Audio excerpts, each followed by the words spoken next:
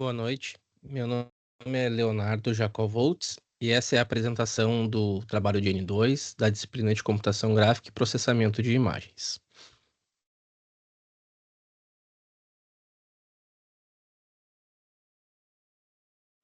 O escopo desse projeto era criar duas exibições de objetos na tela, usando o OpenGL e Pygame, mas apresentando de duas formas diferentes. Uma forma era carregando os dados dos vértices a partir de um arquivo convencional, né? Que a gente usa o mesh, por exemplo, ou um arquivo que identifica a estrutura da malha, e um outro usando um arquivo .obj, normalmente que são dados mais complexos, onde os dados dos vértices precisam estar em um arquivo totalmente separado para melhor organização das coisas.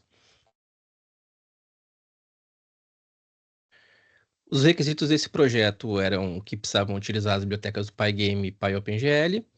Nós não podíamos utilizar formas que já foram dadas em aula, como cubo, triângulo, por exemplo. E também na parte que compete ao arquivo OBJ, não poderíamos usar nenhum dos formatos utilizados em aula, como donuts, por exemplo. Então, foram criados dois projetos separados, né? Um projeto carregando os arquivos do objeto a partir de um outro arquivo .py. Nessa estrutura temos dois arquivos, um main shaders.py e um outro shape shaders.py. Nessa estrutura eu usei duas bibliotecas, Pygame e OpenGL. Aqui tem uma contextualização do código, passando pelas partes mais rotineiras, assim. A gente tem uma função initialize que vai chamar as demais coisas, né, para as demais funções. Então, primeiro a gente vai colocar as configurações de luzes usando o GL Enable, para que o objeto tenha, além do movimento, ele também tenha uma luz impactando nele. E também a gente, dentro do initialize, a gente chama o movimento de translação. Já na função display é onde o objeto vai ser desenhado propriamente na tela e como essa rotação vai acontecer, né? Com quais parâmetros elas vão acontecer. Os dados deste objeto que aqui na esquerda eles estão sendo apresentados, eles ficam dentro do arquivo shapesshaders.py. E existe uma função para desenhar um retângulo maior, que é esse aqui mais grosso, e uma para representar o triângulo mais fino. Então a ideia era fazer uma estrutura de cruz. Então a gente tem um arquivo que uma parte do código vai montar esse retângulo maior e uma parte vai montar esse retângulo mais fino. E também vai ter uma outra função que vai juntar esses dois objetos em um só, formando essa parte da cruz. Já no outro objeto, na parte do projeto, onde nós deveríamos usar um arquivo OBJ, a gente vai ter quatro arquivos pertencentes a essa funcionalidade. Um é o main_obj, o load mesh, o mesh e o boneco.obj, onde vão estar os dados da malha. Também utilizei as bibliotecas de Pygame e OpenGL. Então aqui na esquerda a gente pode ver um GIF do funcionamento, né?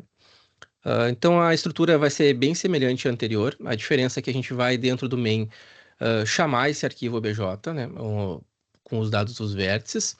E o load mesh, que é o outro arquivo, ele vai ser o responsável por abrir esse arquivo obj, que é o boneco.obj, abrir ele, varrer linha a linha e montar todos os vértices que vão exibir esse arquivo em tela depois, né? Então a gente vai passar pelo código agora, né? Mas essa é uma explicação, um overview de como é que estão estruturados esses dois projetos. Com relação ao salvamento e o carregamento de estado, a gente usa bastante essas duas funções, glpush_matrix e glpop_matrix. Elas são responsáveis a push matrix por ordenar as coisas em pilha, né? Ordenar o último estado do objeto em pilha. E o glpop_matrix é o responsável por carregar o objeto dessa pilha. Então, com essas duas funções, a gente consegue usar, fazer a translação do objeto, fazer a iluminação do objeto, porque a gente consegue olhar o estado anterior e salvar o estado atual. Assim, a gente consegue mexer no objeto, né? Com relação à textura e animação, a gente usa bastante para rotacionar o objeto e para fazer a animação de iluminação, por exemplo, né? a gente usa esses dois componentes da cadeira, né? Então, para fazer as funções de animação, por exemplo, a gente vai usar o FL Rotate F, e de iluminação a gente usa o GL Enable, o GL Lightning, a gente chama essa função com algumas propriedades. E também a gente usa, em conjunto com essa de iluminação, a gente usa uma de textura para poder mudar a cor do objeto, para ele parecer como iluminado mesmo, uso o GL Material FV. E agora, a ideia é que a gente olhe o código, né? Eu vou explicar alguns pontos que eu acho importantes ali. Então, os arquivos, eles todos estão na mesma pasta, né? Uma pasta de N2 aqui.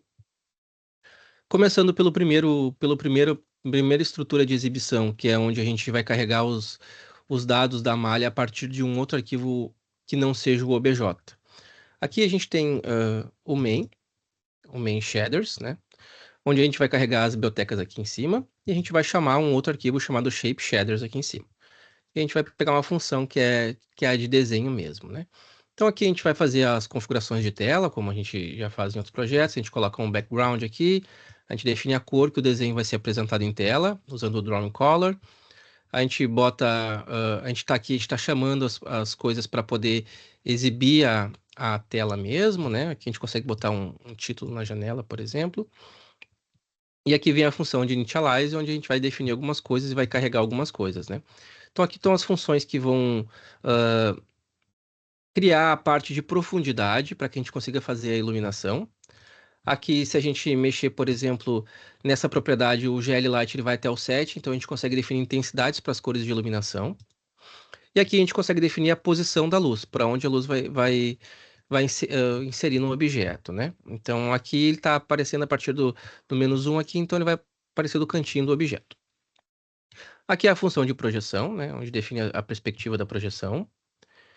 E aqui é a parte que exibe o modelo, né? Então, como ele vai ser transladado na tela. Aqui a gente tem a função de display, que é a função que mostra mesmo, né? Então a gente tem aqui uma parte para limpar o buffer da cor da profundidade.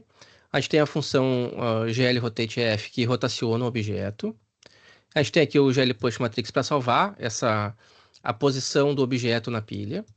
Aí a gente tem uma função para desenhar o objeto, chamando uma função que está no outro arquivo. E aqui no GLPOP a gente vai pegar a última posição do objeto. Então aqui tem o looping para mostrar, né, os comportamentos e para exibir o objeto em tela até que o usuário clique no botão de fechar ali. Aqui em Shape Shaders a gente tem, que é o outro arquivo que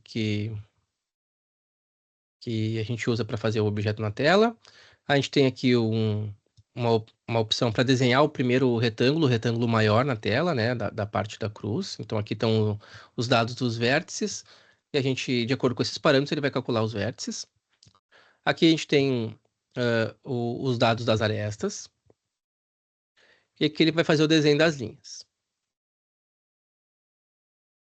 E essa aqui é outra função que desenha, aqui a gente chama de o cabo do martelo, né, ou da cruz, que vai fazer o retângulo mais fino, que é o que vai dar a estrutura de base de baixo da cruz, né? E aqui são os dados das arestas deste cabo. Então, no fim das contas, a gente vai ter o desenho de dois retângulos que vão formar um outro desenho, que é o desenho de uma cruz, ou de um martelo, né? E aqui tem a parte da função que desenha o martelo mesmo, né? Então, aqui a gente tem a função que puxa lá de cima os dados para desenhar o retângulo maior. Aqui a gente salva o estado disso na pilha. A gente bota o efeito de transladar aqui. E aqui a gente tem a função que faz o cabo do martelo, a base da cruz. E aqui a gente restaura a matriz anterior. Então, executando aqui, a gente tem esse efeito, onde ele vai rotacionar um objeto em formato de cruz ou de martelo, e aí tem a iluminação que está incidindo sobre o objeto, ele vai esmaecendo